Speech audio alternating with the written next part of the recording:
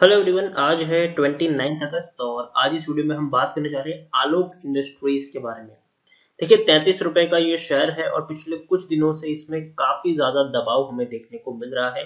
Textile sector से जुड़ी हुई छोटी सी कंपनी है ये, जिसकी कंट्रोलिंग स्टेक मुकेश अंबानी जी के पास है। मुकेश अंबानी जी ने इस कंपनी को अक्वायर किया हुआ है और जब से अक्वायर किया है ये शेयर रॉकेट भी बन गया था। बहुत पहले पेनी स्टॉक हुआ करता था, बाद में शेयर 50 रुपए तक भी पहुंचा, लेकिन अब धीरे धीरे शेयर में गिरावट हमें देखने को मिल रही है। इस वीडियो में हम बातचीत करेंगे कि शेयर में खरीदारी करने का क्या ये सही मौका है कि नहीं, और जिन्होंने खरीदारी की है उनको यहाँ पर क्या करना चाहिए। तो वीडियो को शुरू करो उससे पहले अगर आपने अभी तक चैनल को सब्सक्राइब नहीं किया है तो प्लीज अभी इसे सब्सक्राइब कर लीजिए, क्योंकि आगे भी बहुत सारे वीडियोस हैं जो आपको काफी ज्यादा हेल्प करेंगे। तो चलिए शुरू करते हैं। तो आलोक इंडस्ट्रीज की अगर मैं बात करूं तो शेयर में एक बहुत बड़ी रैली हमें देखने को मिली है। पिछले एक महीने की मैं बात करूं तो पिछले एक महीने में आप देखिए शेयर ने 42 रुपीज तक का हाई बनाया था।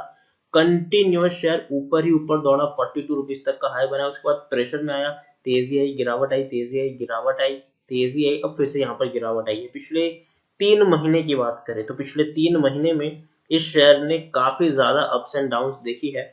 17 रुपए के ऊपर था, शेयर पहुंच गया सीधा 55 रुपए के ऊपर। हर रोज 5% की अपर सर्किट लगाकर 17 रुपए का शेयर 55 रुपए पर आया, लेकिन बाद में भयंकर गिरावट आई और वो शेयर 26 रुपए तक भी गया, फिर बड़ी तेजी आई, 42 तक गया।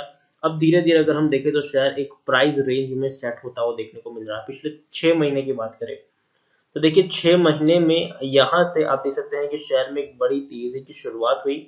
आप देख सकते हैं कि अप्रैल महीने में, इसी साल के अप्रैल महीने में शेयर 4 रुपए के आसपास ट्रेड हुआ करता था। उसके बाद जो रैली आई है कि इसको पकड़ना तक मुश्किल हो गया और 4 रुपए का शेयर आप देखिए जुलाई महीने में 55 रुपए का हो गया। तो काफी बड़ी रैली थी ये, ऐसी रैली जिसको पकड़ना मुश्किल था, लेकिन बाद में एक बड़ी गिरावट भी आई, फिर तेजी, अभी फिर हल्की सी गिरावट का दौर अभी यहाँ पर चल रहा है। आलोक इंडस्ट्रीज में देखें तो टेक्निकल रेटिंग अभी भी कुछ खास अच्छी इसकी नहीं देखने को मिली है और वैल्यूएशन अभी कुछ उतने अच्छे नहीं, लेकिन एवरेज कह सकते हैं हम इसको। 6.03 का पीए, जबकि इंडस्ट्री पे 6.51 के आसपास है, ईपीएस 5.53 के आसपास है। According to Moneycontrol user 99% लोग, मतलब हर कोई कह रहा है कि भैया खरीद लो, बढ़िया मौका है। हर कोई खरीदारी करने की सलाह दे रहा है। रीजन ये है कि भैया मुकेश अंबानी जी के हाथ में है इसकी कंट्रोलिंग स्टेक, और उसी के चलते आप देखिए यहाँ पर रिलायंस इंडस्ट्रीज के पास 37.70% की स्टेक है आलोक इंडस्ट्रीज की। तो काफी बड़ी ये चीज है। जब से कंपनी दिवालिया कोड के प्रोसेस में गई, वहां से रिलायंस इंडस्ट्रीज ने इसको खरीदा और काफी सस्ते भाव पर खरीद भी लिया इसको, और उसके बाद शेयर में काफी ज्यादा तेजी देखने को मिली है। देखिए छोटे से शेयर है ये, छोटी सी कंपनी है ये, 730 करोड़ के आसपास का इसका मार्केट कैप है। टेक्सटाइल इंडस्ट्रीज से जुड़ी हुई कंपनी है ये, और वॉल्यूम ट्रेड भी अगर देखेंगे तो 17 लाख के आसपास देखने को मिल रहा है। शेयर होल्डिंग की अगर मैं बात करूं तो शेयर होल्डिंग, कंट्रोलिंग स्टेक तो भैया मुकेश अंबानी जी के पास रह चुके थे, प्रमोटर के पास कुछ भी नहीं है, प्रमोटर यहाँ से एग्जिट कर चुके हैं, 0% की होल्डिंग है। एफआईज भी एग्जिट कर गए। देखिए ये जून क्वार्टर में ये जो बड़ी रैली आई थी ना, उसका फायदा एफआईज ने उठाया। 1.02% की होल्डिंग आज 0.23% तक हो चुकी, मतलब एफआईज ने एक बहुत बड़ा फायदा उठाया और एफआईज यहाँ से एग्जिट करके निकल गए। हाईएस्ट अभी शॉर्ट देखिए आप कौन दिख रहा है, रिलायंस इंडस्ट्रीज है, जिनके पास 37.70% की होल्डिंग है। इंडिविजुअल इन्वेस्टर होल्डिंग 47% के आसपास है। सिर्फ एक ही म्यूचुअल फंड ने पैसा लगाया है और 5 एफआईज ने पैसा लगाया है। तो मतलब बड़े बड़े फंड हाउसेस इससे दूर है, बड़े बड़े फंड हाउसेस ने यहाँ पर पैसा नहीं लगाया है, लेकिन एक बहुत बड़ी होल्डिंग यहाँ पर हमें रिलायंस इंडस्ट्रीज के पास देखने को मिली है। कंट्रोलिंग स्टेक अगर हम कहें तो वो रिलायंस इंडस्ट्रीज के पास है। देखिए आलोक इंडस्ट्रीज की ये वेबसाइट है, इनका अगर हम मेन बिजनेस अगर देखें तो एसेसरीज है, फैब्रिकल अपील फैब्रिक्स है, और पैलेट्स है, कॉटन एंड ब्लेंडेड येन है, एम्ब्रॉयडरी है, गारमेंट्स है, होम टेक्सटाइल है, पॉलिएस्टर है, वो सारी चीजें। अगर मैं आपको यहाँ पर एसेसरीज वाला जो सेक्टर है उसमें अगर मैं आपको दिखाऊं तो कंपनी क्या बनाती है, तो कंपनी शॉपिंग बैग्स बनाती है पहली। और दूसरी चीज है कि भैया जो हम हाथ रुमाल रखते हैं अपने हाथ में, तो वो भी बनाने का काम करती है, और उनकी जो कैपेसिटी है वो ये है कि 60,000 पर मतलब डेली के 60,000 हाथ रुमाल बनाने की कैपेसिटी है पर डे की। ठीक है, और सिलवासा में इनकी जो लोकेशन है वहां पर ये सारी चीजें बनती है, और 12 मिलियन पीसीस पर एनम, मतलब हर साल 12 मिलियन शॉपिंग बैग्स बनाने की कैपेसिटी है आलोक इंडस्ट्रीज की। फैब्रिक्स की अगर हम बात करने जाए तो भैया फैब्रिक्स मतलब जो कॉटन कपड़ा जो कपड़ रहता है वो ये बनाते हैं। और कैपेसिटी देखेंगे तो 170 मिलियन मीटर पर एनम मतलब हर साल का ये होता है। और नाइट्रेट फैब्रिक की अगर हम बात करें तो 220 मशीन्स हैं जो 2500 से भी 25,000 टन पर एनम के वो बनाने का काम करती है। एम्ब्रॉयडरी की भी अगर हम बात करें तो आप देख सकते हैं एम्ब्रॉयडरी मतलब जो हम साड़ीज में देखते हैं जरी वगैरह होता है तो वो सारी चीजें वहां पर होती है। नवी मुंबई लोकेशन है सिलवासा, और सिलवासा में भी यहाँ पर है। कैपेसिटी देखिए तो 34 बिलियन स्टिचेस पर एनम मतलब हर साल 34 बिलियन स्टिचेस करने का ये लोग काम करते हैं। उसके अलावा अगर हम यहाँ पर देखें तो क्लोटन एंड ब्लेंडेड येन की अगर मैं बात करूँ तो वहां पर भी आपको देखने को मिल जाएंगे काफी सारे येन ये बनाते हैं और काफी सारी चीजें इनकी कैपेसिटी भी है। एम्ब्रॉयडरी की अगर मैं बात करूँ तो एम्ब्रॉयडरी ऑलरेडी हम डिस्कस कर चुके। गारमेंट की अगर हम बात करने जाए तो गारमेंट भी आप देखिए कपड़े mostly casual wear, sports wear, fountain wear, sleep wear, uniforms हर चीजें ये बनाते हैं। 22 मिलियन पीसीस बनाते हैं साल भर में। 22 मिलियन पीसीस ये लोग साल भर में बनाते हैं। होम टेक्सटाइल की अगर हम बात करें तो होम टेक्सटाइल में भी आप देख सकते हैं मतलब घर में जो हम लोग चादर वगैरह यूज करते हैं वो सारी चीजें, शीट्स सेट हो गया, कंफर्ट हो गया, ब्लैंकेट्स हो गया और बेड हो गया, कर्टन्स हो गए, वो सारी चीजें यहाँ पर शामिल है।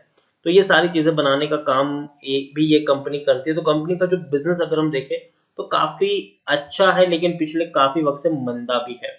यहाँ पर हम अगर आप देखिए पॉलीएस्टर की भी बात करें तो 140 मशीन हैं जो per annum 1,70,000 ton per annum बनाने का काम करती है।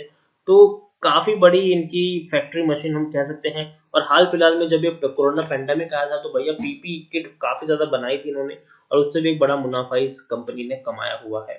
तो देखिए बिजनेस अच्छा है लेकिन एक चीज हमें यहाँ पर समझनी होगी कि ऐसा ही एक बिजनेस करने वाली एक दमदार कंपनी है जिसको हम ट्राइडेंट के नाम से भी जानते हैं। वो पैनी स्टॉक है और वो शेयर 6 रुपए के आसपास अभी ट्रेड कर रहा है। आलोक इंडस्ट्रीज में एक बहुत बड़ी तेजी आ गई क्योंकि उसके साथ रिलायंस इंडस्ट्रीज का नाम जुड़ चुका है। तो नाम जुड़ गया उसकी वजह से एक बड़ी रैली यहाँ पर देखने को मिली है और काफी बड़ा पैसा भी रिलायंस इंडस्ट्रीज का आया है। बैकबोन है रिलायंस इंडस्ट्रीज का ऐसा हम कह सकते हैं।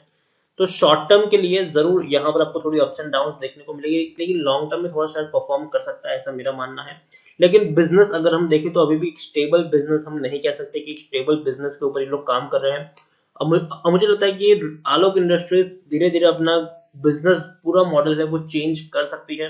जैसे कि पीपी किट बनाने का काम के इन लोगों ने अभी के दौर में, आने वाले फ्यूचर में हो सकता है कि किसी और जगह में भी वो लोग बनाने का काम करे, कोई और चीज बनाने का काम करे।